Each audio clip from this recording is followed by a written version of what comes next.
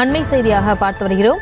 புதுக்கோட்டை மாவட்டம் அரிமளம் அருகே அரசு பள்ளி மாணவிகளுக்கு பாலியல் தொல்லை கொடுத்ததாக புகார் எழுந்த நிலையில் அங்கு பாஜகவினர் போராட்டத்தில் ஈடுபட்டு வருகிறார்கள். அங்கு போலீசாரோடு தள்ளுமுள்ளு ஏற்பட்டிருக்கிறது. அது தொடர்பான அண்மை செய்தியை பார்த்து வருகிறோம்.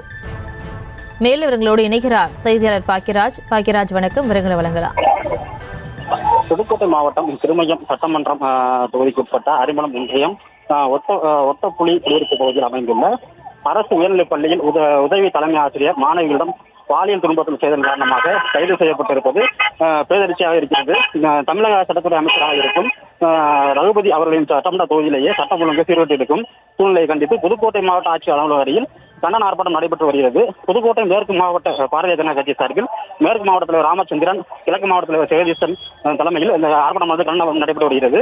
அப்போது போலீசார் அதிகாரிகள் குவிக்கப்பட்டு அவர்களை தடுத்து நிறுத்திய போது போலீசாருக்கும் பாஜகவுடைய கடுமையான வாக்குவாதம் ஏற்பட்டது. இதனைத் தொடர்ந்து புதுக்கோட்டை திருமண சாலையில் அமர்ந்து சட்டத்துறை அமைச்சர் ரகுபதி பதவி விலக வேண்டும், பள்ளிக்கல்வித்துறை அமைச்சர் பதவி விலக வேண்டும், தமிழ்நாட்டில் தொடர்ந்து கல்லூரி மாணவிகளுக்கு பாலியல் குற்றங்கள் அதிகரித்து கொண்டே இருப்பதாகவும் அதை கண்டுகொள்ளாத பதவி விலக வேண்டும் என முழக்கம் எழுப்பப்பட்டிருக்கிறது. தொடர்ந்து அவர்களை போலீசார் தற்போது கைது செய்து வருகின்றனர்.